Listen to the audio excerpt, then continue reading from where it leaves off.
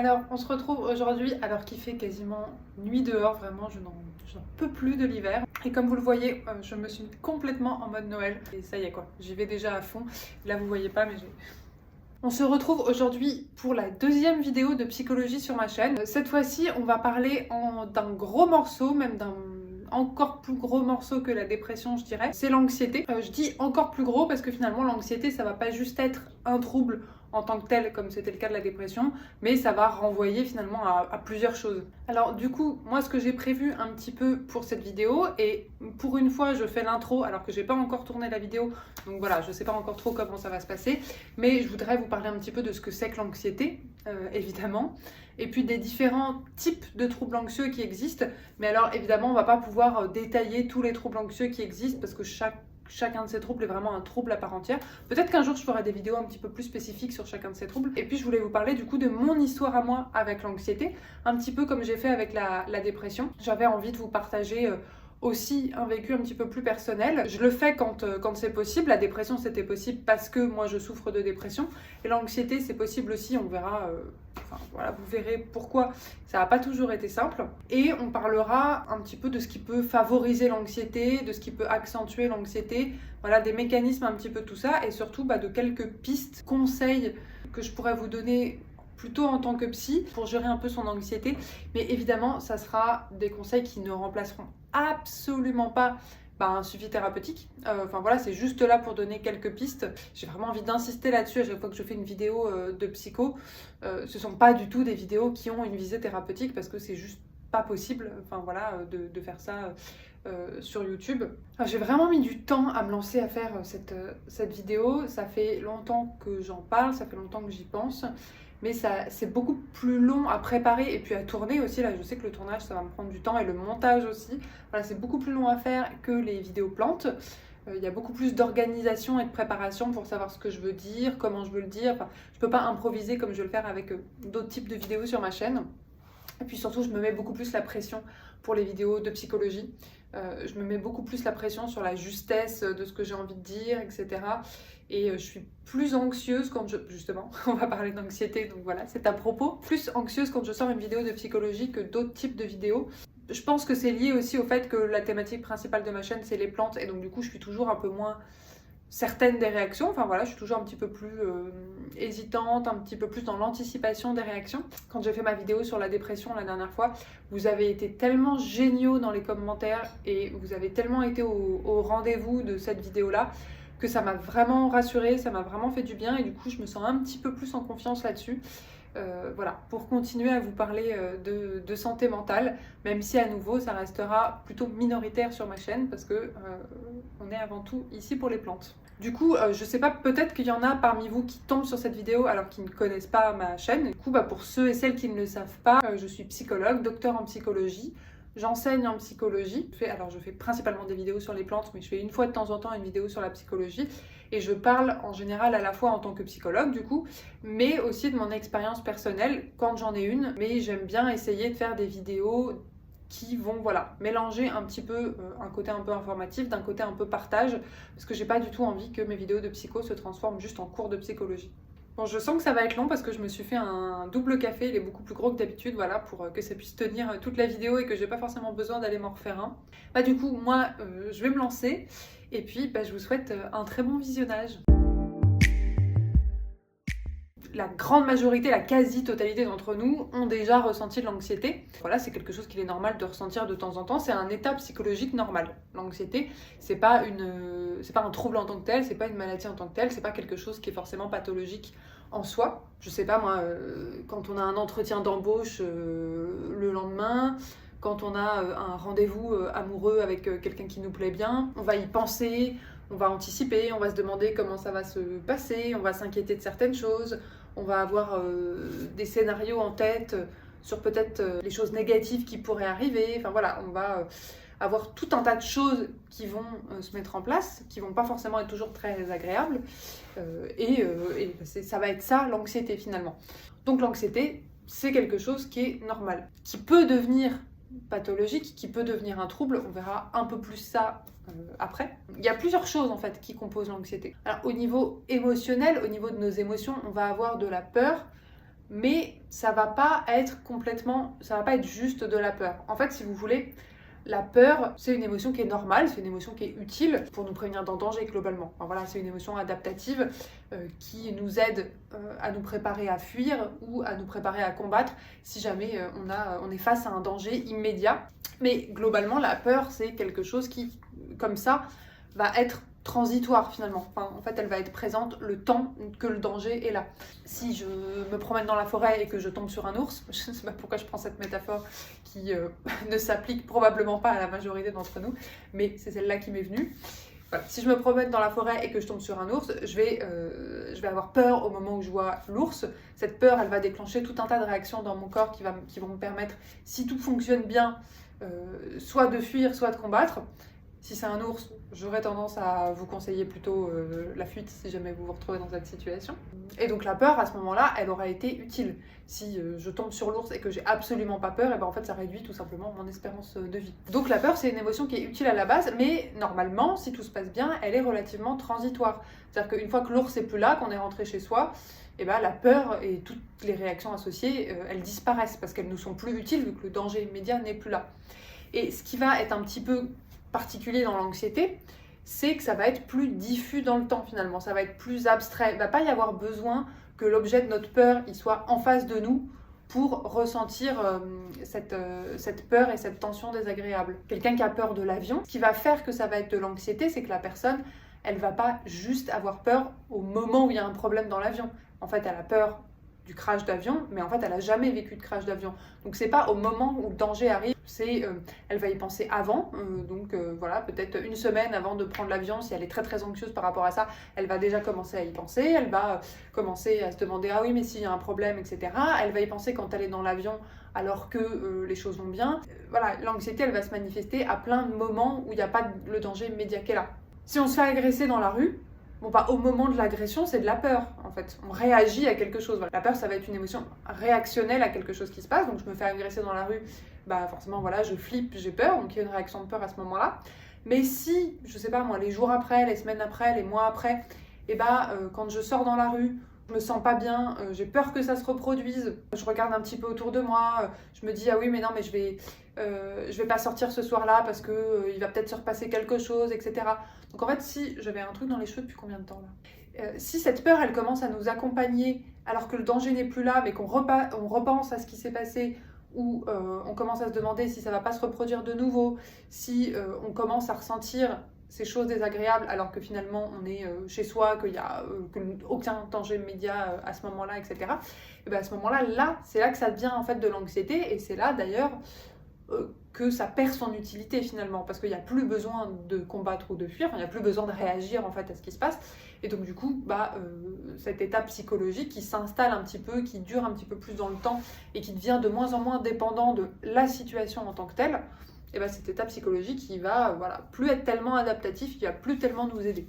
Et ce qui fait que cette peur, en fait ça devient plus de l'anxiété, ça devient un état psychologique un petit peu plus général, c'est notamment ce qui va se passer au niveau des pensées. Donc, les personnes qui parmi vous sont habituées à l'anxiété ont dû se rendre compte qu'il y a une grosse partie de l'anxiété qui se passe au niveau de ce qu'on se dit dans la tête en fait. La façon dont on va penser aux choses. Je disais du coup juste là à l'instant, mais l'anxiété ça vient avec beaucoup de processus mentaux qui ont lieu même quand l'objet de notre anxiété il n'est pas là. On va anticiper que quelque chose arrive avant que ça se produise.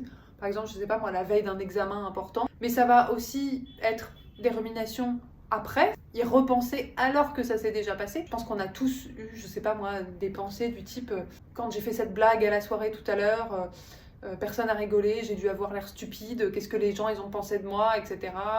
Oh, tout le monde a dû remarquer, machin, enfin voilà, des pensées un petit peu anxieuses comme ça, alors que l'événement s'est déjà produit. Donc voilà, c'est toutes ces pensées, ces processus mentaux qui vont nous accompagner avant, pendant, après, et qui vont aussi souvent être des scénarios imaginaires finalement, c'est-à-dire qu'on va penser à des choses qui n'existent pas dans la réalité.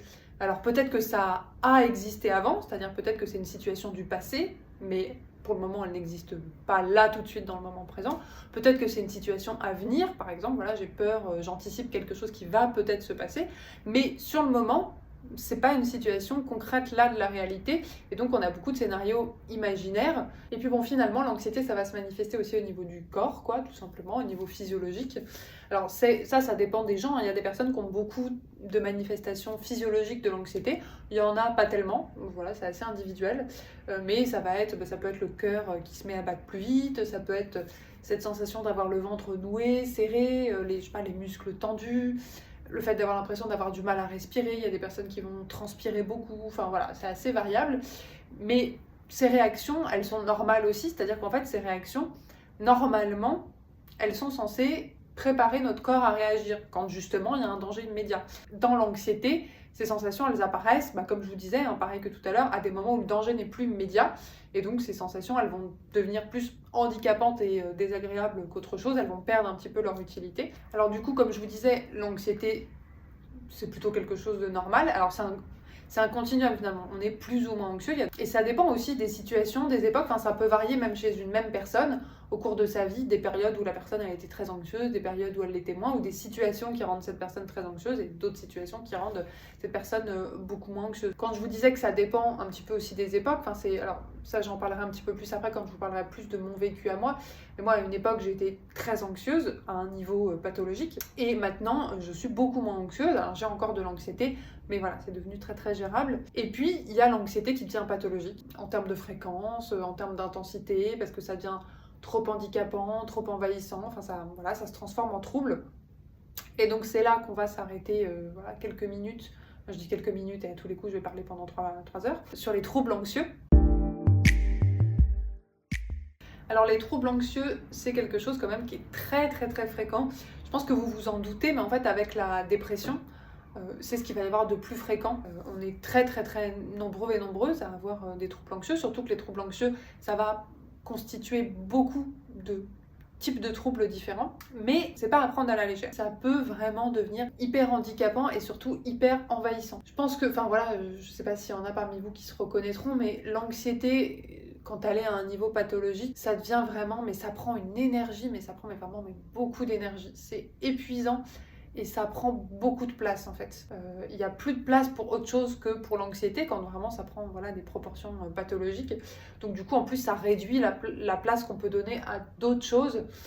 Et du coup ça va avoir un impact sur notre vie professionnelle, sociale. Ça peut être compliqué aussi socialement parce qu'il y a encore pas mal de stigmatisation de ça. Il y a beaucoup de personnes qui prennent pas beaucoup au sérieux les troubles anxieux. Voire parfois il y a un petit peu de moquerie. Si je prends l'exemple des TOC ou des phobies, il y a pas mal de personnes qui peuvent être un petit peu dans la moquerie, dans la rigolade, prendre ça à la légère, alors que la personne vit vraiment des choses qui sont extrêmement intenses et extrêmement handicapantes. Et puis en plus ce qui est compliqué, c'est que dans l'anxiété, souvent on met en place beaucoup de choses pour éviter notamment l'objet de notre anxiété. Donc la personne en fait qui a un trouble anxieux en général, elle va être obligée de mettre en place plein de choses dans sa vie pour que ça soit à peu près gérable, et toutes ces choses qu'elle est obligée de mettre en place, ça va beaucoup la limiter dans son quotidien et l'impacter dans son quotidien. Les troubles anxieux, ça peut vraiment aller à la personne qui n'arrive plus du tout à sortir de chez elle, qui est complètement paralysée dans tout ce qu'elle fait, et qui est là vraiment avec cette sensation d'angoisse extrêmement forte et extrêmement fréquente, au point que ça en devient complètement invivable et insupportable, et que en fait plus rien d'autre n'est possible, et que ça prend vraiment toute la place. Et c'est ce qui fait que du coup, l'anxiété, c'est un facteur de dépression en fait. Ce qui peut se passer souvent, c'est quelqu'un qui va avoir beaucoup d'anxiété, une anxiété pathologique ou un trouble anxieux, et qui à force s'épuise vraiment, et toutes les conséquences de ce trouble anxieux sur sa vie mènent à un épisode dépressif. Et d'ailleurs, moi franchement, ça a beaucoup joué, parce que j'ai vraiment l'impression, quand je regarde un peu mon parcours avec l'anxiété et la dépression, où j'avais, alors ça va beaucoup mieux, mais pendant longtemps j'ai eu ce qu'on peut appeler de l'anxiété généralisée, donc j'étais vraiment anxieuse de tout le temps. À nouveau ça on y reviendra, un peu plus après, mais ça pour vous dire que j'ai remarqué aussi que c'est quelque chose qui m'a épuisée, et que c'est vraiment au moment où j'atteignais mes limites au niveau de l'anxiété qu'arrivait un épisode dépressif, un petit peu comme si l'épisode dépressif arrivait aussi pour me dire c'est bon là, stop, on fait une pause, on fait un break. Et c'est vrai que j'ai l'impression que parfois dans ma vie, j'ai eu un petit peu des épisodes dépressifs un peu réactionnels à une période d'anxiété qui m'avait un petit peu trop fatiguée, qui avait un peu trop pris mon énergie, quoi. Et puis, en plus, évidemment, quand quelqu'un va avoir un trouble anxieux qui va être très handicapant, c'est-à-dire qui restreint beaucoup le fait que la personne puisse sortir, le fait qu'elle puisse faire des activités, le fait, etc. Et qu'en fait, ça a dû l'obliger à se priver d'une partie de sa vie sociale, professionnelle, personnelle, etc. Bah, c'est là aussi voilà, qu'arrive un petit peu le risque de dépression. Quand j'ai fait ma vidéo sur la dépression, je ne sais pas si vous vous souvenez, mais je vous ai pas mal parlé de la sensation de vide. Enfin, pour moi, c'est ce qui représentait quand même le mieux la dépression, cette sensation de vide. L'anxiété, c'est différent. L'anxiété, c'est plus une sensation d'urgence interne permanente. On est vraiment sans cesse sur le fil, au bord d'un gouffre dans lequel on pourrait tomber. Et donc, du coup, on est en permanence en tension. Même si c'est irrationnel, même si c'est incompréhensible, parfois on s'en rend compte que c'est pas rationnel et ça rend presque ça encore plus difficile à vivre parce que ça, pour autant, voilà, on le contrôle pas et on le ressent quand même. Et du coup, voilà, on est toujours au bord de ce gouffre, comme si on était toujours dans cette angoisse de tomber en permanence, aux portes d'un danger, sans pouvoir se reposer, sans pouvoir rien y faire. Et donc on est obligé d'être en vigilance comme ça, permanente. On est complètement mobilisé alors qu'il n'y a pas de danger immédiat auquel réagir. Et donc du coup, on est paralysé comme ça et on s'épuise complètement et ça prend vraiment toute notre énergie mentale et physique. Autant l'anxiété, c'est normal dans une certaine mesure, autant notre corps et notre psychisme ne sont pas faits pour être en état d'alerte comme ça trop souvent et trop longtemps.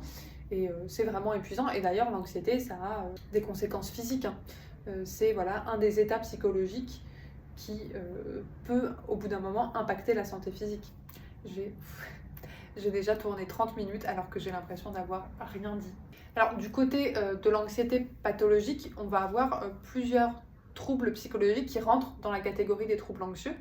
On ne va pas à nouveau détailler chaque trouble anxieux qui existe parce que ça prendrait des jours. Mais là, je vais essayer juste de vous faire un topo assez bref et global pour simplement quand même comprendre que les troubles anxieux, c'est une catégorie de troubles en fait. Il y a plusieurs troubles qui rentrent dans cette catégorie. Il va y avoir les phobies. Alors les phobies, je pense que c'est quelque chose que tout le monde connaît. C'est voilà, de l'anxiété pour un objet précis, une situation. Alors un objet précis, ça peut être par exemple les araignées, c'est mon cas. Moi je suis arachnophobe, donc j'ai une phobie des araignées. Ça peut être une phobie aussi d'une situation. Par exemple l'avion, par exemple la claustrophobie, l'agoraphobie, donc voilà, là ça va être des situations. Ça peut être, alors c'est aussi un peu des situations, mais ça peut être tout ce qui est phobie sociale. On va parler de phobie sociale ou d'anxiété sociale, où là, bon, bah, ça va être des craintes et des angoisses liées au regard de l'autre, au jugement de l'autre, et ça peut concerner aussi tout un tas de situations, par exemple plein de situations d'interaction sociale avec des nouvelles personnes, des prises de parole en public, etc. Alors, les phobies, c'est quelque chose, on est hyper nombreux et nombreuses à avoir des phobies. Dites-moi d'ailleurs, enfin moi je serais curieuse de savoir en commentaire, dites-moi vos phobies à vous. Donc moi c'est les araignées. Et ça peut devenir assez handicapant une phobie. Évidemment souvent ça fait un peu rire, et particulièrement les araignées qui sont une phobie quand même assez commune. Et donc bah, c'est souvent un peu pris à la légère. En plus quand c'est une fille qui a peur des araignées, il y a ce côté ah oui mais voilà, fragile, alors que c'est juste une maladie quoi, c'est un trouble anxieux. Donc c'est con d'en rire. Enfin, on peut en rire, mais si la personne rigole avec toi, en fait, si la personne elle est en train d'avoir peur et qu'elle n'est pas du tout dans la rigolade, bah juste non, à ce moment-là, c'est pas le moment de se foutre de sa gueule, quoi, évidemment. Et comme je disais, ça peut quand même être assez handicapant. Enfin, moi, mon arachnophobie, ma peur des araignées, enfin ma phobie des araignées, elle m'a quand même fait refuser pas mal de choses. Typiquement, j'ai un ami de mon copain qui a une maison à la campagne où il y a souvent des petits voyages. Moi, j'ai jamais voulu y foutre les pieds parce qu'on m'a dit plusieurs fois qu'il y avait beaucoup d'araignées sur place. Et du coup, bah, à chaque fois qu'ils y vont, moi, j'y vais pas. Mais je me rappelle même d'une fois, quand j'étais plus jeune, avec un ex à moi, on avait réservé un week-end dans la nature et en fait, je pensais que c'était une tente fermée et j'ai découvert en me renseignant sur internet que c'était une yourte qui était ouverte en haut en fait. Et dans les commentaires, j'ai vu qu'il y a pas mal de gens qui disaient si vous avez peur des araignées, c'est pas pour vous. Et forcément quand j'ai lu ça, je me suis dit oh là là mais ça va être horrible. Et on avait déjà tout réservé, on avait déjà tout payé, ça coûtait, voilà, on avait mis plusieurs centaines d'euros là-dedans et c'était pas annulable. Et moi j'ai pas voulu y aller. J'ai vraiment passé la nuit dans l'angoisse totale, à imaginer tout un tas de trucs de comment ça allait se passer, à me dire que ça allait être horrible, etc. Et j'ai fini par dire à mon copain, enfin mon ex de l'époque, désolé mais on n'y va pas, on annule et je paye ta part parce que voilà c'est ma faute si on annule, mais voilà quoi, j'ai préféré perdre beaucoup d'argent que de prendre le risque de me retrouver confrontée à ma phobie.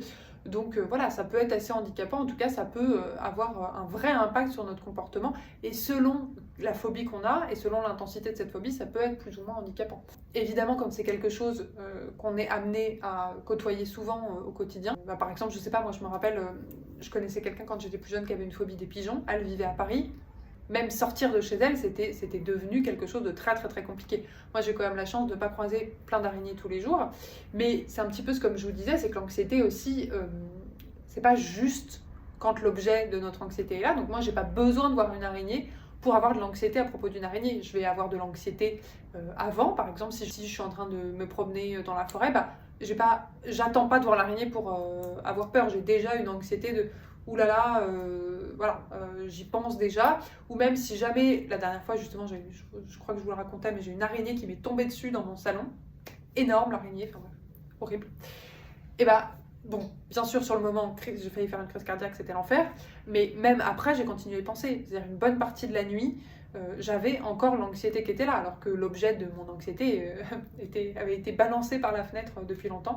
Dans les troubles anxieux, il va y avoir aussi tout ce qui est hypocondrie, voilà, la crainte d'avoir une maladie grave. Dans l'hypocondrie, il va y avoir en fait la particularité, c'est qu'il va y avoir beaucoup de vérifications en fait. Donc, ce qu'on appelle des vérifications, c'est la personne qui va passer la nuit à regarder toute la liste de symptômes sur internet, à se renseigner sur plein de trucs, qui va prendre plein de rendez-vous médicaux, faire plein d'examens, etc. Il y a une tentative de vérifier, de se rassurer tout le temps.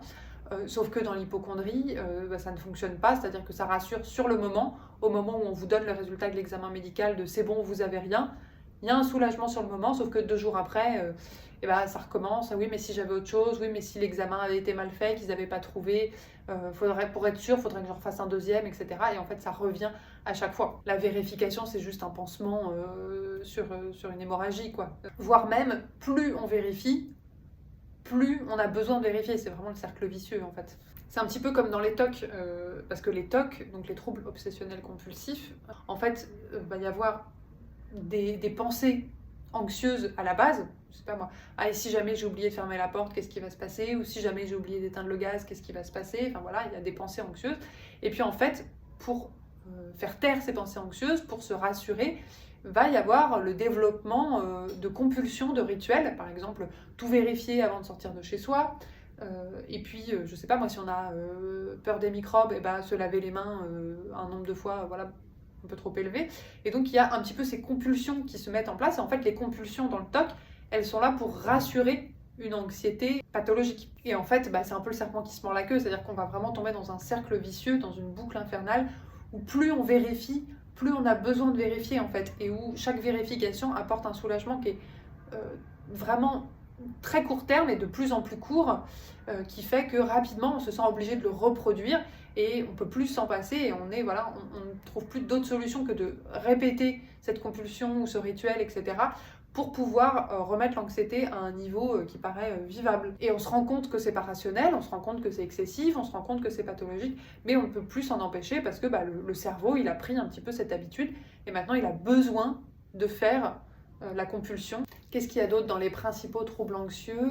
Va y avoir le stress post-traumatique, donc voilà, qui est quand même un trouble assez complexe, un peu plus complexe que juste la question de l'anxiété, mais dans le stress post-traumatique, il y a une grosse dimension anxieuse quand même, où va y avoir justement beaucoup d'anticipation, va y avoir beaucoup de rumination, va y avoir aussi de l'hypervigilance. L'hypervigilance, c'est quelque chose qu'on retrouve tous les troubles anxieux. Typiquement, moi, si je suis en forêt, que je me promène, comme je sais que peut-être, mais c'est pas sûr, mais je me dis peut-être peut y avoir des araignées, et en fait, je vais les chercher, les araignées. S'il y a une petite tache quelque part, s'il y a un truc qui bouge, je vais être tout de suite aux aguets, comme ça. C'est ça, l'hypervigilance. Et en fait, l'hypervigilance, c'est un peu traître, ça se retourne contre nous, parce que ça nous fait remarquer des trucs qu'on n'aurait pas remarqué avant. Ça fait qu'on est dans un état désagréable alors qu'il s'est encore rien passé. Et c'est extrêmement fatigant. Et dans le stress post-traumatique, la peur intense qu'il y a eu au moment du trauma, elle continue de nous accompagner alors que l'événement traumatique n'est plus là. Et donc c'est là que ça se transforme effectivement en anxiété. Et je sais pas moi, si on a été agressé dans la rue, à chaque fois qu'on va être dans la rue, on va peut-être avoir de l'hypervigilance, où on va beaucoup plus regarder les gens, on va beaucoup plus faire attention. Si jamais quelqu'un a l'air d'arriver un petit peu derrière nous, on va tout de suite sursauter. Donc voilà, on est en état d'hypervigilance. Et de façon, alors la vigilance, c'est bien, mais l'hypervigilance, c'est qu'on est sur quelque chose d'excessif, qui devient handicapant au quotidien. Ça fait déjà 45 minutes que je tourne, cette vidéo va être beaucoup trop longue. Toujours dans les troubles anxieux, on va avoir le trouble panique. Et le trouble panique, c'est un trouble anxieux en fait où on va faire des attaques de panique répétées. Donc les attaques de panique, c'est un petit peu ce qu'on va appeler aussi les crises d'angoisse en fait. On va avoir un pic d'anxiété extrêmement fort avec beaucoup de manifestations physiologiques. Et tellement de manifestations physiologiques que la personne souvent va avoir peur d'être en train de faire une crise cardiaque, elle va avoir l'impression de mourir. Et donc le trouble panique, c'est le fait d'avoir des attaques de panique, mais assez régulières. Et surtout, ce qui est hyper important dans le trouble panique, c'est l'anticipation. C'est-à-dire qu'en fait, on a peur de refaire une attaque. Et souvent, c'est le cercle vicieux parce que c'est cette peur permanente de refaire une attaque qui fait qu'on va en refaire une. Pour le coup, c'est complètement le serpent qui se mord la queue, quoi. Du coup, on fait une première attaque de panique pour x, y raison. Et puis ensuite, on a vraiment cette peur de refaire une attaque, donc on y pense.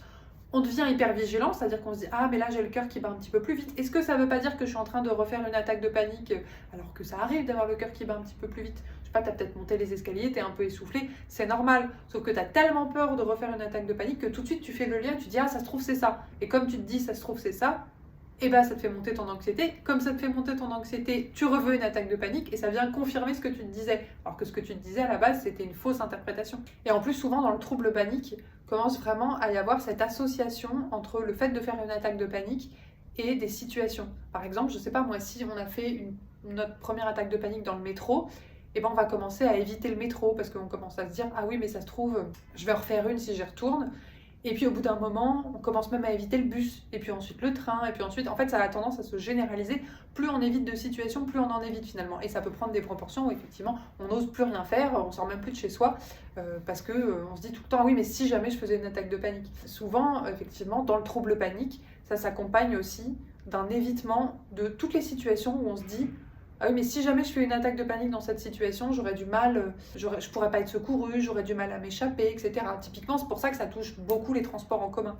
Parce qu'il y a cette idée de oui, mais si ça m'arrive dans les transports en commun, je suis bloquée. Pour terminer, alors je dis pour terminer, il y a d'autres troubles anxieux, hein, mais là je vous ai vraiment présenté les principaux.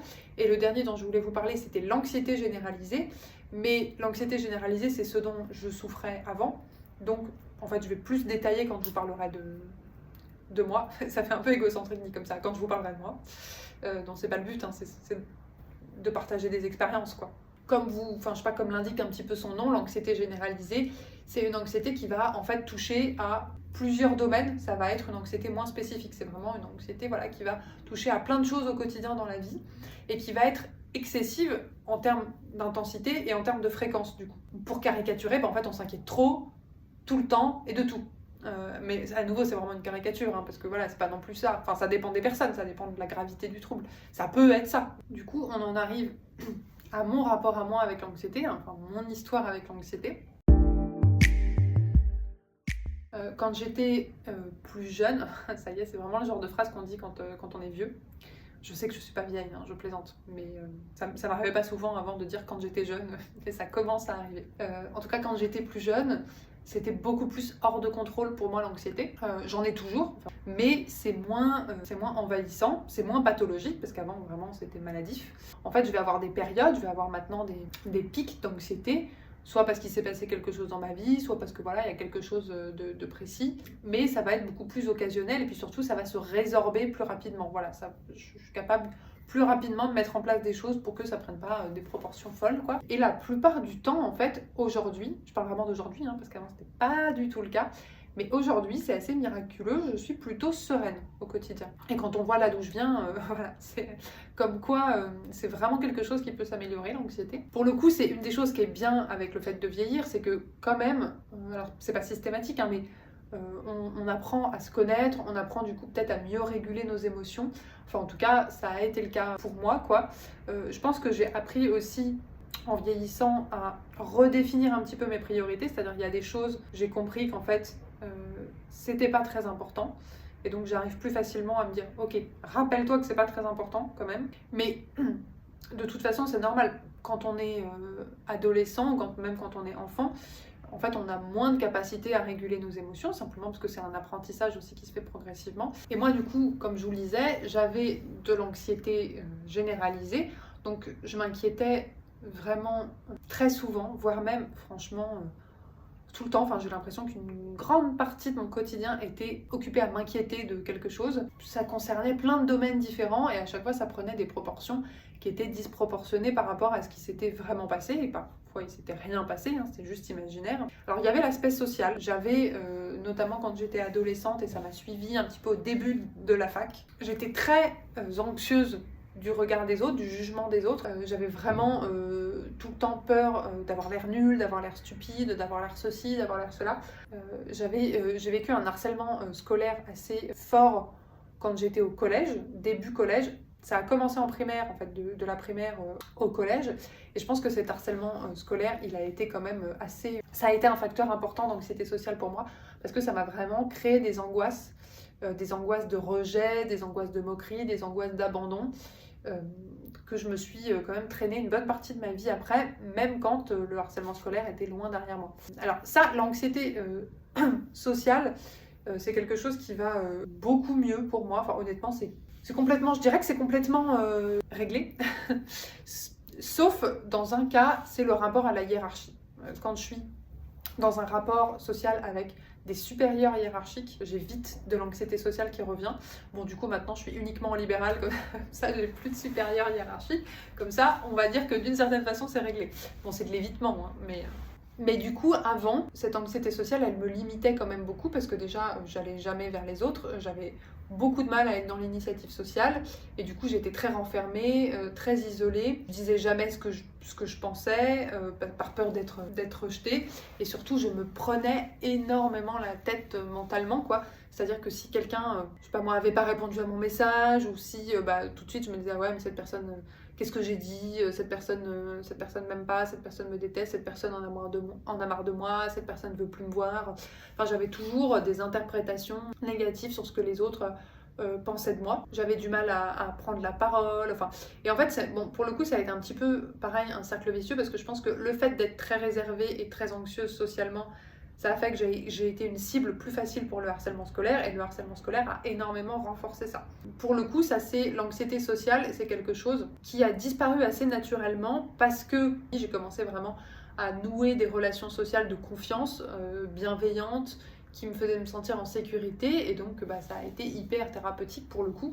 J'ai plus vraiment d'insécurité dans mon rapport aux autres, mais pourtant ça m'a suivi quand même. Il y a encore pas si longtemps, il y a encore quelques années de ça. Si jamais j'avais, je sais pas moi, 2 amies, j'apprenais qu'elles s'étaient vues sans moi, ce qui en fait est tout à fait normal, et j'avais tout de suite une peur de pourquoi elles se sont vues sans moi, est-ce que ça veut dire qu'elles m'apprécient moins, etc. Et tout de suite ça me crée un petit peu de l'angoisse. Je commençais à avoir des pensées un petit peu comme ça, et puis comme progressivement j'apprenais à pas les écouter, à les rationaliser, à les faire, à les mettre un petit peu plus à distance. Et aujourd'hui, je dirais que j'ai quasiment plus ces pensées-là. Ce qui a beaucoup changé aussi, c'est que je suis beaucoup moins préoccupée par le regard de l'autre. Évidemment, il y a des situations où ça revient. Par exemple, la première fois que j'ai commencé à faire des vidéos sur YouTube, évidemment, à ce moment-là, quand on poste une vidéo de soi sur Internet, la crainte du jugement revient un petit peu. Mais c'est plus du tout quelque chose qui fait partie de mon quotidien, qui fait partie de ma vie. Maintenant, je pense que je suis plutôt une personne assez confiante, assez affirmée, assez sereine dans le rapport avec les autres. J'ai plus de mal non plus à prendre la parole en public, j'ai plus de mal à initier des interactions sociales. Et alors ça, évidemment, ce qui a beaucoup joué, c'est aussi l'expérience. L'anxiété sociale, c'est quand même quelque chose qui diminue facilement par habituation, c'est-à-dire à force d'être dans des situations, à force d'être confronté à des choses, tout simplement. Bon, déjà le fait d'être psychologue, en fait interagir avec des gens c'est devenu mon quotidien. Alors les premières consultations que j'ai fait avec des patients et des patientes, j'étais tétanisée, mais en fait maintenant c'est devenu tellement habituel que interagir avec quelqu'un, poser des questions, répondre, etc. En fait c'est plus du tout anxiogène pour moi. Et c'est comme le fait de parler en public, comme j'enseigne maintenant depuis quelques années. La première fois que j'ai donné cours à une classe d'étudiants, j'étais tétanisée. C'était à la fac et donc du coup moi je sortais de la fac Et d'un coup, d'une année à l'autre, je me retrouve de l'autre côté, quoi. Donc c'était vraiment, j'étais très anxieuse. Et puis c'était il y a quelques années, et maintenant je vais donner cours comme j'irai acheter mon pain. En fait, il y a deux choses. Il y a déjà, je pars moins du principe que les autres vont avoir un jugement négatif sur moi. J'ai appris à comprendre que la plupart du temps, les gens ont simplement un regard bienveillant. Et puis surtout, ça m'importe moins de savoir ce que les autres pensent et quel est leur jugement. Mais surtout, ce qui m'a beaucoup aidé dans l'anxiété sociale, c'est de communiquer. C'est vraiment d'apprendre à communiquer davantage. En fait, avant, j'avais de l'anxiété sociale et je voulais surtout pas avoir l'air anxieuse. Je voulais surtout pas que les gens voient que j'ai de l'anxiété sociale. Et en fait, ça renforçait mon anxiété sociale parce qu'en plus, il y avait cette pression de devoir cacher quelque chose. Alors que maintenant, j'ai aucun souci à dire à une amie ah là là, quand t'as pas répondu à mon message la semaine dernière, j'avais peur que tu m'en veuilles. Et en fait, voilà, simplement, je communique comme ça de façon transparente sans mettre la pression à l'autre, juste en expliquant à l'autre ce qui se passe, moi, dans mon vécu. Et en fait, progressivement, ça m'a permis de ne pas rester toute seule avec mes scénarios imaginaires, mais d'avoir les gens qui me disaient ah bah non, pas du tout, en fait, il y avait ci, il y avait ça. Et j'ai appris que je me suis rendu compte que quasiment tout le temps, mes craintes, mes interprétations, en fait, elles ne correspondaient pas à la réalité. Mais souvent, dans l'anxiété sociale, en fait, ça nous pousse à ne pas essayer parce qu'on a tellement peur de ce qui pourrait se passer si on se confrontait trop au rapport à l'autre que du coup on n'essaye pas, et comme on n'essaye pas, on reste avec l'idée qu'on s'en faisait. C'est important dans l'anxiété d'apprendre à se contredire. T'as peur de quelque chose, essaye quand même peut-être une fois et vois si ce que tu crains se passe vraiment comme ça, parce que la plupart du temps, les scénarios qu'on a dans notre tête, ils correspondent pas aux probabilités réelles, quoi. Une autre chose aussi, une autre thématique sur laquelle j'étais très anxieuse avant, c'est ce qu'on appelle l'anxiété de performance. Donc l'anxiété de performance, c'est tout ce qui concerne ces situations où on doit performer, être efficace, réussir quelque chose. Alors ça, je l'avais pas du tout quand j'étais au collège, lycée. Vraiment, j'étais une très mauvaise élève au collège. Au lycée, j'étais une élève moyenne, mais je m'en foutais. Je n'allais pas tellement en cours, je faisais pas tellement mes devoirs, je révisais jamais. Je m'en foutais d'avoir des mauvaises notes. C'était une période compliquée, donc du coup, j'avais pas du tout investi la sphère scolaire. Par contre, à la fac, l'anxiété de performance, elle a pris des proportions énormes, parce qu'à la fac, quand je suis arrivée en psychologie, en fait, j'ai été passionnée, et là, je me suis investie, et en plus, cet investissement, il a payé, parce que j'ai commencé à avoir de bons résultats, mais progressivement, du coup, ça s'est transformé vraiment en anxiété de performance énorme, où je me suis mis la pression d'une façon démesurée. L'état d'anxiété dans lequel j'étais avant les examens, n'importe quoi, et puis l'état d'anxiété dans lequel j'étais après, surtout, la peur de pas, l'impression que ça s'était mal passé, la peur de pas avoir réussi, l'attente avant les résultats aussi, ça me mettait dans des états pas possibles, alors qu'à chaque fois, j'avais une bonne note, quoi. Vraiment la meuf insupportable que je détestais quand j'étais au collège-lycée, de cette personne qui était là, oh là là, j'ai raté, et puis pouf, 18. À la fac, je suis clairement devenue cette personne-là. Toutes les situations comme ça de performance sont devenues extrêmement anxiogènes, et ça s'est poursuivi aussi pendant ma thèse, où pendant ma thèse, j'avais tout le temps peur de pas assez bien faire, j'avais tout le temps beaucoup de doutes sur la qualité de mon travail. Du coup, ça a été assez fort pendant... En fait, ça a un peu, j'ai l'impression, remplacé l'anxiété sociale à partir du moment que je suis arrivée à la fac. Avant la fac, j'avais beaucoup d'anxiété sociale et assez peu d'anxiété de performance. Et après, à partir de la fac, l'anxiété sociale, ça allait vachement mieux. Mais par contre, j'ai commencé à avoir beaucoup d'anxiété de performance. Cette anxiété de performance, ça va beaucoup mieux aussi. Alors, il a fallu passer par un burn-out et une dépression, finalement. J'avais enchaîné la fac et la thèse. Et donc, mon anxiété... je commençais à être fatiguée un petit peu parce que ça faisait maintenant pas mal d'années que j'avais cette pression, cette anxiété de performance, et que je donnais beaucoup, parce que du coup, cette anxiété-là, elle me poussait à travailler énormément.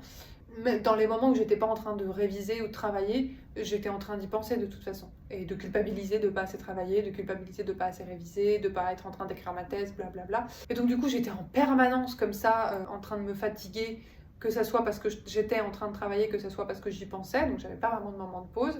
Malgré tout, c'était payant parce que les gens me valorisaient beaucoup, me renvoyaient beaucoup que je faisais du bon travail. C'est ça le problème de l'anxiété de performance, c'est qu'on a l'impression que ça nous est utile, parce que ça nous pousse effectivement à donner beaucoup, et donc on a quand même un petit peu des bénéfices, des conséquences positives à ça.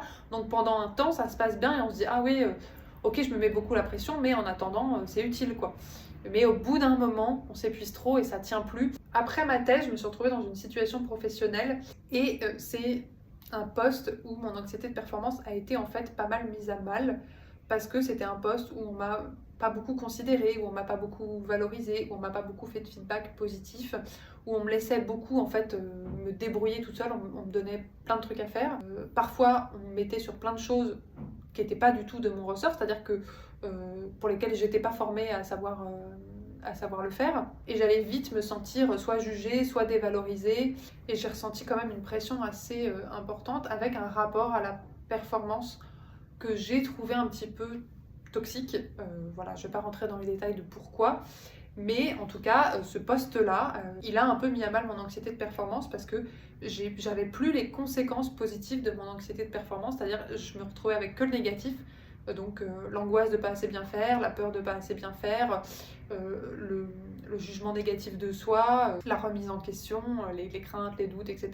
Mais j'avais plus les conséquences positives. Et puis du coup, ça a joué sur le fait que je fasse un nouvel épisode dépressif.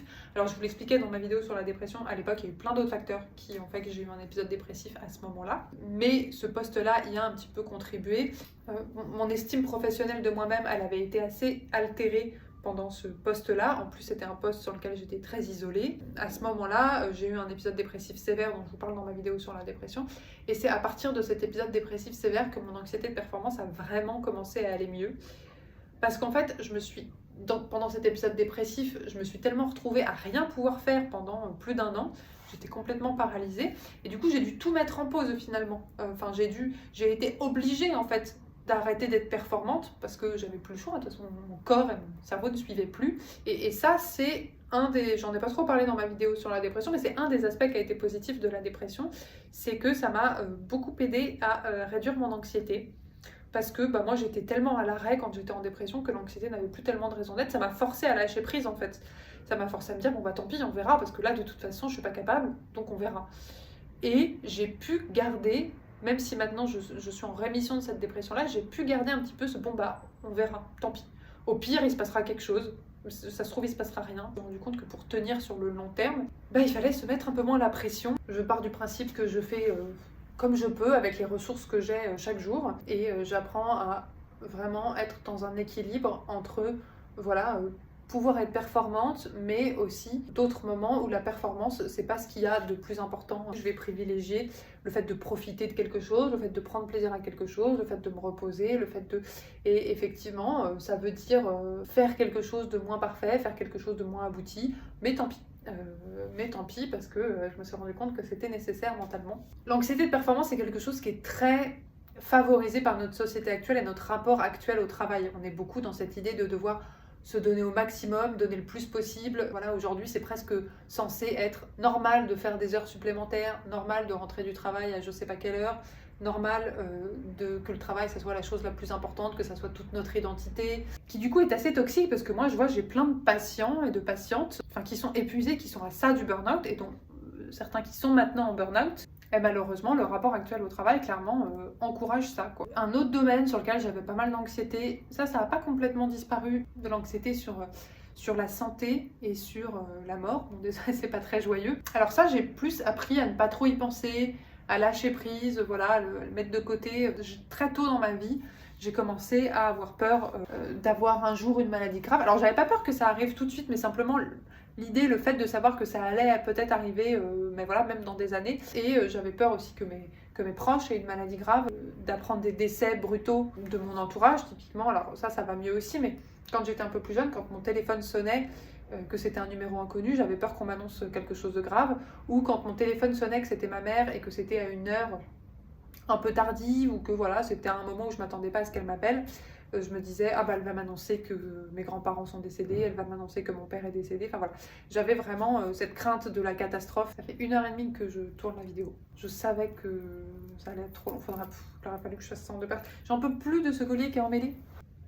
Non mais comment j'ai fait ça en fait? Ce qui était un petit peu compliqué avec cette angoisse, c'est que je savais que ça allait arriver un jour. Évidemment qu'un jour, mes parents, mes grands-parents allaient décéder. D'ailleurs, mes grands-parents, depuis, ne sont plus là. Donc, ce scénario que je craignais, du coup de téléphone, il s'est passé, il a fini par se passer un jour. L'idée d'apprendre quelque chose de grave, c'est toujours des angoisses que j'ai, mais j'ai appris à faire en sorte commence pas à envahir le quotidien. Mais c'est vraiment une des choses qui a renforcé mes troubles du sommeil notamment. Je pense qu'un jour je vous ferai une vidéo sur le sommeil, sur moi, mon rapport au sommeil qui est très particulier. Bon, après, par contre, mon arachnophobie, ma phobie des araignées, elle est toujours bien là. Ça n'a pas beaucoup bougé. Et quelque chose qui m'arrivait aussi avant et qui m'arrive beaucoup moins maintenant, c'est en fait d'avoir des moments d'angoisse un petit peu plus diffuse finalement, où j'ai pas de pensée particulière, j'ai rien de particulier qui me rend anxieuse, mais j'ai vraiment cette sensation d'angoisse assez diffuse qui va devenir assez douloureuse physiquement. Souvent, ça va me créer vraiment une sensation très oppressante et très douloureuse au niveau de la poitrine ici, qui fait que je vais même avoir du mal à respirer, au point qu'une fois j'ai dû appeler les urgences. Et alors ça maintenant ça m'arrive vraiment très très très occasionnellement. 2 heures que je filme. Oh là là. Bon, je pense que j'ai fait un peu le tour de moi, les difficultés d'anxiété que j'ai eues au cours de ma vie.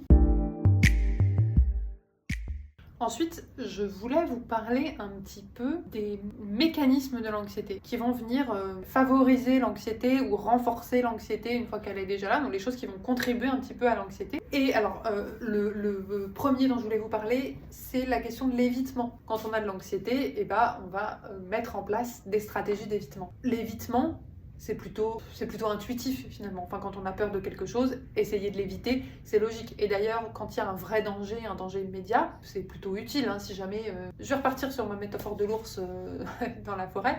Si je tombe sur un ours et que je fuis, que j'évite du coup la situation, potentiellement ça me sauve la vie, quoi. Donc l'évitement, c'est une stratégie qui à la base est utile dans la peur, dans le cas de danger. Mais quand on est face à de l'anxiété où il n'y a pas de vrai danger, et l'évitement, ça va non seulement devenir de plus en plus handicapant, et ça va même renforcer le trouble anxieux. Si je prends mon exemple personnel avec les araignées. Si je vois une araignée, je vais flipper, je vais partir.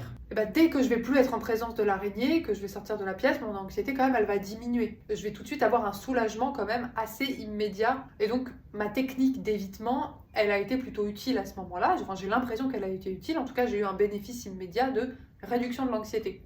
Le problème, c'est que si demain, vraiment pas de chance, je retombe de nouveau sur une araignée, mon anxiété, elle va monter tout aussi fort en fait. Mon évitement de la veille, il aura eu qu'une efficacité très temporaire, mais ça n'aura pas du tout agi sur ma peur de l'araignée, sur mon anxiété de l'araignée en général. Et donc la prochaine fois que je vais retomber sur une araignée, je vais avoir mon anxiété qui va monter tout autant, voire même plus, parce que à force d'éviter, je suis de moins en moins habituée à voir des araignées. Je m'en fais de plus en plus toute une montagne. Je n'apprends pas à gérer la situation, je n'apprends pas à m'y habituer. Et du coup, en général, plus j'évite, plus mon anxiété, plus la gravité de mon trouble anxieux augmente. Et en plus de ça, plus j'évite, plus je ressens le besoin d'éviter de plus en plus de situations. On va de plus en plus éviter, on va de plus en plus avoir peur et on va de moins en moins être capable de faire face à la situation. Un autre mécanisme qui va beaucoup jouer, c'est ce qu'on va appeler l'intolérance à l'incertitude. C'est d'avoir du mal à accepter que le risque zéro n'existe pas et qu'il y a des choses qu'on ne sait pas ou qu'on ne peut pas savoir, qu'on ne peut pas prévoir, qu'on ne peut pas contrôler, qu'on ne peut pas anticiper. Si je prends, par exemple, je vais prendre l'exemple de l'hypocondrie. L'hypocondrie, la peur d'avoir une maladie grave, bon, la probabilité n'est pas très élevée, même la probabilité est assez faible, mais peut-être que là, tout de suite, effectivement, j'ai un cancer, j'en sais rien. Enfin, je ne pourrais jamais être sûre à 100% que je n'ai rien tout le temps. Pour certaines personnes, c'est inacceptable ou invivable d'avoir ce pourcentage d'incertitude qui en fait est normal. Et du coup, il y a ce besoin de vérifier tout le temps qui se met en place. C'est-à-dire comme je me dis, ah oui, mais en fait, je peux jamais être sûre à 100% de ne pas avoir une maladie grave, alors il faut que je vérifie tout le temps que j'ai pas une maladie grave. Les personnes qui ont du mal à accepter l'idée que le risque zéro n'existe pas, forcément c'est des personnes qui vont avoir plus de mal à gérer leur anxiété et qui vont le plus tomber dans des stratégies vraiment de vérification, de réassurance comme ça, mais qui tournent un petit peu en boucle parce qu'il n'y a aucun moment où on peut complètement se rassurer définitivement. Et cette part d'incertitude, elle est inévitable. Donc forcément, c'est là qu'on s'épuise et que ça n'a pas de fin. Une autre chose qui se passe quand même dans les mécanismes de l'anxiété, c'est tout un tas de distorsions, de biais dans notre façon de percevoir les choses. Il va y avoir des erreurs de raisonnement, des erreurs d'interprétation, parce que l'émotion, l'anxiété prend le dessus, et donc ça va un petit peu faire dérailler la façon dont on perçoit, dont on pense les choses. Un de ces exemples-là, c'est effectivement le fait qu'on va percevoir les probabilités différemment. On va avoir l'impression que le fait que quelque chose de négatif se passe est beaucoup plus probable que ça ne l'est en réalité. Il y a aussi tout un tas d'autres distorsions, d'autres biais qui viennent se mettre en place. Pour vous donner un exemple, si moi j'entre dans une salle de classe pour donner cours, voilà, et que je vois 2 étudiants ou étudiantes qui sont en train de rigoler dans le fond, et si je me dis tout de suite « Ah, ils sont en train de se moquer de moi » ou « Elles sont en train de se moquer de moi », eh ben, c'est un type de distorsion qui s'appelle la personnalisation. On va percevoir des choses et on va se dire que c'est en rapport avec nous. Comme autre exemple, va y avoir par exemple, je sais pas moi, la généralisation. Si je rate un examen de maths, alors ça fait très longtemps que je passe plus d'examen de maths, mais si je rate un examen de maths et que je me dis ah bon bah ça y est, je suis nulle en maths, bah, c'est un exemple de généralisation, c'est-à-dire à partir d'une chose qui s'est passée, je commence à anticiper, interpréter la façon dont ça va se passer en général. Un autre exemple de distorsion, ça va être ce qu'on va appeler la lecture dans la pensée de l'autre. C'est toutes ces fois où on a des interprétations un petit peu sur ce que se disent les autres, alors qu'en fait, c'est ce qu'on se dit de ce que se disent les autres, mais on n'en sait rien du tout. Si jamais il y a quelqu'un qui répond pas à mon message et que je me dis ah bah ça y est, cette personne elle m'en veut, bon bah c'est de la lecture dans la pensée de l'autre. Je commence à interpréter que la personne m'en veut, alors qu'en fait je suis pas du tout à la place de cette personne, je sais absolument pas ce qui se passe pour elle. Il y a une autre distorsion aussi qu'on retrouve assez souvent dans l'anxiété, c'est ce qu'on peut appeler la catastrophisation. Vous savez, c'est un peu ces scénarios catastrophes qu'on va se faire où on va anticiper quelque chose va mal se passer. Par exemple, mon entretien d'embauche demain, ah bah, je vais pas l'avoir. Et en plus de ça, on va exagérer dans notre tête les conséquences que ça aura. Genre, ah oui, bon, bah, mon entretien d'embauche, ça va mal se passer, je vais pas l'avoir. Du coup, je trouverai jamais de boulot. Du coup, je vais finir sous les ponts. Du coup, mon copain va me quitter, du coup, et en fait, vraiment, on tire les conséquences comme ça, comme si notre cerveau était persuadé qu'à chaque fois, c'est le scénario le plus négatif qui va se passer de façon répétée jusqu'à arriver voilà, à des scénarios catastrophes. Ensuite, dans les autres mécanismes, et ça, j'ai l'impression d'en avoir déjà pas mal parlé, mais c'est tout ce qui va être anticipation, rumination. C'est-à-dire, c'est un peu tous ces mécanismes mentaux. Quand on est en train d'anticiper quelque chose, on a l'impression que bah, voilà, ça nous aide à nous préparer, ça nous donne plus de contrôle sur la situation, etc. Et parfois, dans une juste mesure, ça peut être le cas. Mais dans l'anxiété, ces mécanismes d'anticipation et de rumination après, en fait, ils vont prendre des proportions exagérées et ça va plus être utile, ça va surtout en fait devenir un petit peu des boucles. On va se dire les choses de façon, on va se répéter un petit peu les choses, ça va, voilà, on va tourner un peu en boucle des scénarios imaginaires sur la façon dont on pense que ça va se passer, souvent en se focalisant sur les scénarios négatifs. Et la plupart du temps, tous ces mécanismes un petit peu, voilà, où on va y penser et repenser, on le fait parce que on a, parfois même pas forcément consciemment, mais quelque part, on a l'impression que ça nous rassure, on a l'impression que ça nous est utile, que ça nous aide à mieux gérer la situation, à mieux la comprendre. Et en fait, en général, c'est faux. C'est un effet contre-productif qui fait que non seulement ça va nous servir à rien, ça va pas nous donner plus de contrôle sur la situation, en plus on va perdre du temps, en plus ça va augmenter notre anxiété et du coup on va arriver dans les situations encore plus anxieux parce qu'on aura eu toute la partie mentale et imaginaire avant. En fait, ça nous renvoie un petit peu à la question du lâcher prise et parfois de devoir accepter qu'on ne peut pas contrôler une situation, on ne peut pas contrôler la façon dont elle va se passer, on ne peut pas savoir comment elle va se passer, et donc pouvoir en fait se rendre compte que d'y penser ne sert à rien, et qu'on peut complètement arrêter d'y penser sans que ça ne change rien du tout à la façon dont la situation va se passer. Il y a aussi la question de l'hypervigilance, on en a déjà parlé tout à l'heure, mais l'hypervigilance, c'est aussi quelque chose qui va beaucoup jouer dans l'anxiété, d'être en alerte en fait, et d'être trop en alerte à ce qui pourrait se passer. L'hypervigilance, je trouve aussi que c'est assez parlant dans l'exemple de l'hypocondrie. Souvent, quelqu'un qui est hypocondriaque, il va être hyper vigilant à ses sensations corporelles. Ah tiens, j'ai un petit peu mal à la tête, tiens, j'ai une sensation bizarre dans le bras, tiens, mon cœur bat un petit peu plus vite que d'habitude, tiens, j'ai un bouton ici que j'avais pas vu.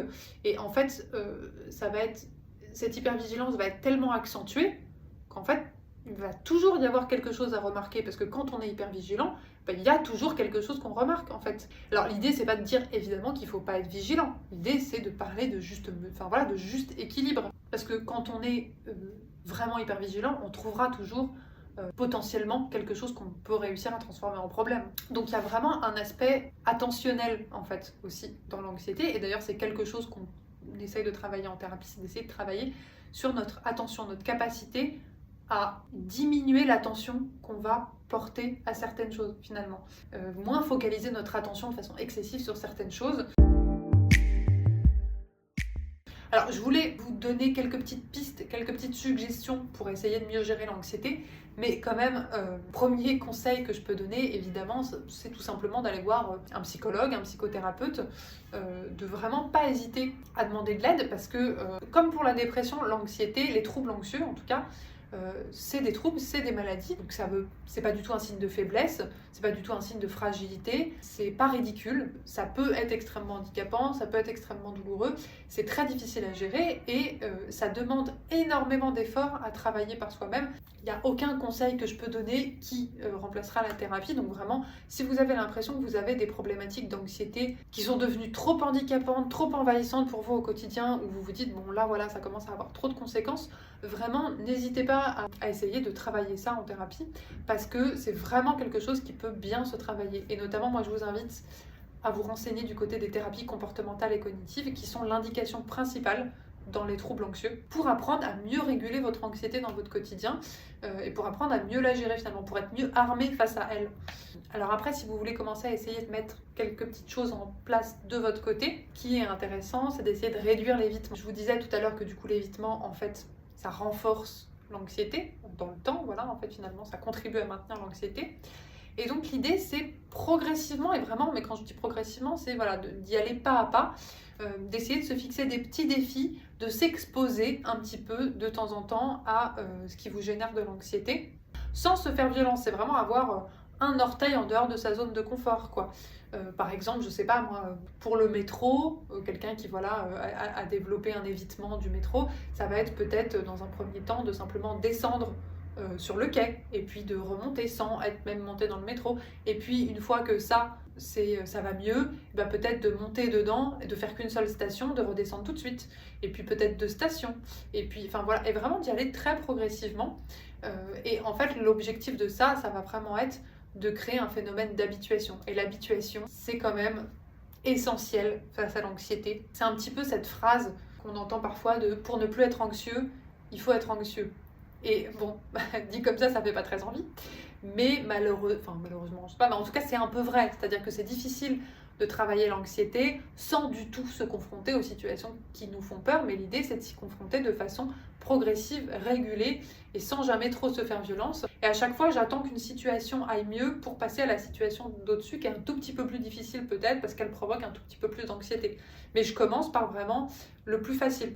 Ce qui est sûr c'est que plus on est exposé à une situation, plus on est désensibilisé à cette situation. Donc voilà, essayez un petit peu de vous faire une petite hiérarchie de plein de petites situations auxquelles vous pourriez vous confronter progressivement, d'en essayer une, de voir comment ça se passe, et puis d'y aller comme ça pas à pas. Et normalement, ça sera de plus en plus facile, c'est-à-dire que à chaque fois que vous vous réexposerez, l'anxiété elle montera un petit peu moins haut, elle durera un petit peu moins longtemps, et donc progressivement, une même situation va provoquer de moins en moins d'anxiété, et vous pourrez passer peut-être à une autre situation et refaire la même chose, etc. Et c'est un travail qu'on fait en thérapie, hein. On appelle ça l'exposition hiérarchique. Si du coup justement vous vous sentez pas de le faire tout seul, eh ben, n'hésitez pas à le faire auprès d'un psychothérapeute en thérapie comportementale et cognitive qui vous accompagnera dans cette exposition progressive en respectant bien sûr vos limites, ce que vous voulez faire et ce que vous ne voulez pas faire. Il n'y a jamais d'obligation, hein, c'est pas le but. Je vous disais aussi beaucoup qu'il y avait un rapport important au lâcher-prise et à l'acceptation, de prendre l'habitude de se demander en fait, quand vous vous rendez compte que vous êtes en train de penser à quelque chose, de ruminer à quelque chose, prenez un moment pour vous arrêter et pour vous demander est-ce que ça m'est utile là d'y penser? C'est-à-dire si ce à quoi je pense là, j'arrête d'y penser pendant 10 minutes, 1 heure, si j'arrête d'y penser jusqu'à demain, qu'est-ce que ça change sur la situation? Est-ce que ça me met en danger ou pas? Et de pouvoir vous dire ok, en fait je me rends compte là que ça ne me sert à rien d'y penser. Et quand vous avez pu identifier qu'en fait il n'y a pas de danger immédiat auquel vous devriez réagir, et bien de pouvoir se dire ok, à ce moment-là, j'essaye de m'entraîner à déplacer mon attention. Alors ça demande beaucoup d'efforts, hein. L'idée c'est pas d'y arriver tout de suite. Je visualise presque le fait de prendre mon attention et de la déplacer sur autre chose. Je me dis ok, ces ruminations anxieuses là, je viens de me rendre compte qu'elles me servaient à rien, qu'elles me sont complètement inutiles. Il s'agit d'une situation qui pour le moment n'existe pas. C'est pas une situation là tout de suite qui est en train de se passer devant moi. Et à ce moment-là, vous essayez de vous focaliser sur, alors que ce soit le film que vous regardez, la conversation que vous êtes en train d'avoir, ou même des choses très concrètes, le bruit dehors, le goût de ce que vous êtes en train de manger. Vraiment d'essayer de vous dire, bah, je me focalise sur des choses du moment présent finalement. Et j'essaye de me recentrer, de me reconnecter au moment présent, parce qu'en fait, les situations qui me rendent anxieuse, elles ne sont pas en train de se passer dans le moment présent, pas dans le vrai moment présent. C'est peut-être une situation que j'ai peur qui arrive, ou peut-être une situation qui s'est déjà passée, mais là, tout de suite, je peux me focaliser sur autre chose. Demandez-vous, est-ce que la situation qui me fait peur, elle est vraiment là? Est-ce qu'elle existe vraiment pour le moment? Est-ce que là, tout de suite, je peux y faire quelque chose ou pas? Qu'est-ce que ça changerait si j'arrêtais d'y penser? Et de vous dire, bah, en fait, s'il y a une situation qui me rend anxieuse, soit j'y fais quelque chose, soit je passe à l'action, là, tout de suite, j'identifie qu'il y a quelque chose que je peux faire pour résoudre cette situation. Soit je me dis, bon, bah là, il n'y a rien que je vais faire là, tout de suite, maintenant. Donc, en fait, le processus mental d'y penser n'a pas d'intérêt. Je peux le mettre en pause pendant un moment. Alors, si ça vous paraît un petit peu difficile de faire ça, n'hésitez pas à tester un petit peu la méditation. Parce que la méditation, alors on entend beaucoup de choses sur la méditation parce que c'est devenu un petit peu à la mode, mais la méditation, finalement, c'est avant tout un entraînement attentionnel. C'est-à-dire que ça nous entraîne à déplacer notre attention de quelque chose, par exemple nos pensées anxieuses, nos ruminations, et essayer de les replacer sur le moment présent. Et ça muscle un petit peu ce levier attentionnel finalement, parce que l'idée c'est vraiment ça, c'est de muscler, d'entraîner notre levier attentionnel. Prendre le temps de s'observer, c'est-à-dire d'être conscient des moments où on rumine, d'être conscient des moments où on a des pensées anxieuses. Ok, là, je suis en train de ruminer là-dessus, je suis en train d'être anxieuse là-dessus. C'est pas nécessaire que j'y pense, c'est pas nécessaire que je sois anxieuse là-dessus tout de suite. Et voilà, j'essaye vraiment de déplacer mon attention.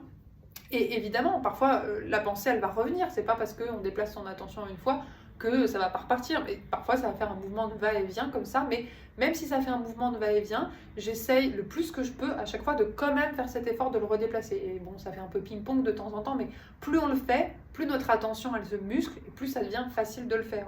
D'ailleurs, si vous cherchez une bonne application de méditation, il y a l'application Petit Bambou qui n'est pas mal.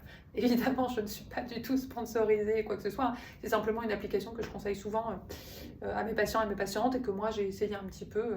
Et la méditation, c'est vraiment un entraînement, en fait. C'est un petit peu ça qui, parfois, est difficile avec la méditation, c'est que pour commencer à voir les bénéfices de cet entraînement, de cette pratique, il faut le faire un petit peu régulièrement, il faut le faire sur le long terme. Une des dernières pistes dont je voulais vous parler, c'est d'apprendre à rationaliser un peu vos pensées. Je vous parlais du coup des aspects de distorsion, c'est-à-dire quand on va avoir un petit peu tous ces biais d'interprétation, toutes un petit peu ces erreurs de raisonnement où on va interpréter les choses d'une certaine façon. Et ben l'idée, c'est au quotidien d'apprendre à rationaliser et percevoir les choses de façon un petit peu plus réaliste.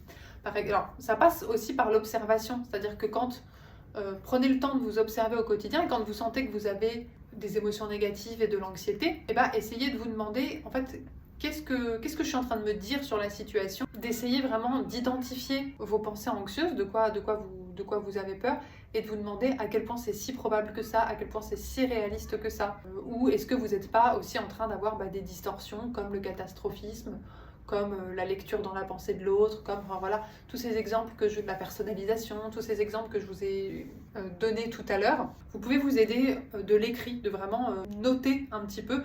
L'idée, c'est de noter la situation précise qui est en train de se passer, situation qui a créé de l'anxiété, mon copain ne répond pas à mon message. On note la pensée qu'on a, la première chose qui nous vient à l'esprit, sans juger notre pensée, sans juger ce qu'on est en train de se dire.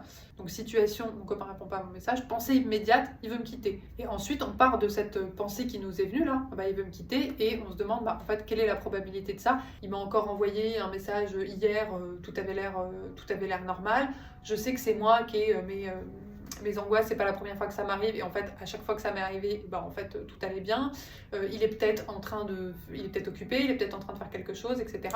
Donc voilà, en fait un petit peu d'essayer de discuter avec notre pensée anxieuse, de la contredire pour réduire un petit peu l'importance qu'elle a pour nous, le poids qu'elle a pour nous, et revenir à quelque chose d'un petit peu plus réaliste et de se rendre compte que ce qu'on se dit là, c'est pas ce qu'il y a de plus probable. Notre cerveau, là, il est dans l'anxiété et donc sa façon de percevoir les choses, elle est complètement faussée. Et c'est important de pouvoir prendre le temps de faire un pas de côté dans ces situations. Et le fait de passer par l'écrit, je trouve que c'est une bonne façon de se forcer à faire un pas de côté. Et on se regarde un petit peu de haut et on se dit ok, c'est cette situation qui a déclenché mon anxiété parce que je me suis dit ça. Je me suis dit ça parce que voilà, j'ai mes schémas, mes angoisses, ma façon de fonctionner.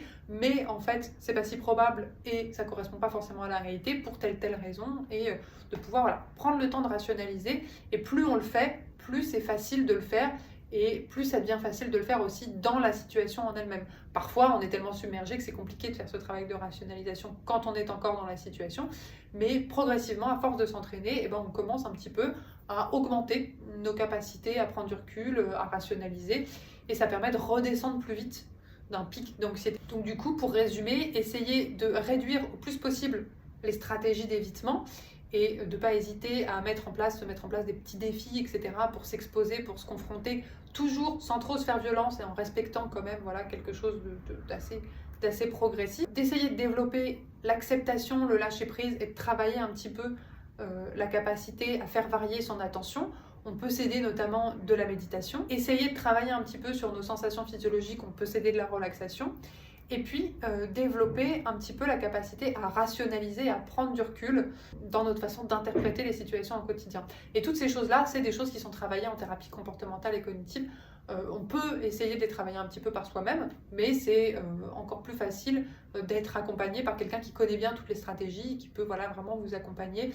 Et là, parce que évidemment, comme vous vous en doutez, je vous ai fait un résumé éclair des stratégies thérapeutiques ultra résumées, ultra synthétiques. Avec un thérapeute, vous pourrez aborder ça beaucoup plus dans le détail, beaucoup plus développé et aussi beaucoup plus adapté à vos difficultés, à vous précisément. Bon, alors ça fait 2h44 que je tourne à ce moment-là, donc clairement je ne vais pas pouvoir faire une vidéo de 2h44. Je pense pas que je la ferai en 2 parties parce que j'ai pas envie de commencer à faire des vidéos partie 1, partie 2. Donc voilà, je vais voir comment je vais me débrouiller au montage. À mon avis, alors là il est 18h, j'ai bientôt ma consultation qui va commencer. Et après, je pense que je vais passer la nuit à faire du montage. Parce que déjà que mes vidéos ont tendance à être longues, et je sais que les vidéos de psychologie, c'est pas forcément les plus simples à regarder, hein, parce que voilà, je donne plus d'informations, ça fait un peu plus sérieux, et puis en plus, comme je suis très concentrée sur ce que je dis, j'ai du mal à faire voilà, des blagues, à parler d'autres choses. Donc vraiment, à nouveau, comme pour la vidéo sur la dépression, je serais très curieuse de savoir ce que vous en avez pensé. Bon, tout ça pour dire que moi, je suis claquée d'avoir tourné pendant aussi longtemps et en étant aussi concentrée, du coup. Qui fait complètement nuit maintenant, je crois que c'est la 15e fois que je le dis. En tout cas, je remercie vraiment beaucoup toutes les personnes qui sont arrivées jusqu'ici. Je ne sais pas si vous serez si nombreux et nombreuses. Donc voilà, je vous remercie beaucoup d'avoir regardé jusqu'ici. N'hésitez pas, vous, à discuter un peu en commentaire de comment ça se passe l'anxiété pour vous. Est-ce que vous êtes anxieux ou pas? Beaucoup anxieux, pas beaucoup anxieux? Est-ce que vous avez des troubles anxieux? Lesquels? Comment vous avez appris à les gérer? Donc vraiment, voilà, je serais hyper curieuse. Et puis, je vous souhaite un bon week-end. Je vous fais de gros bisous et je vous dis à bientôt pour une vidéo plante cette fois-ci. Bisous!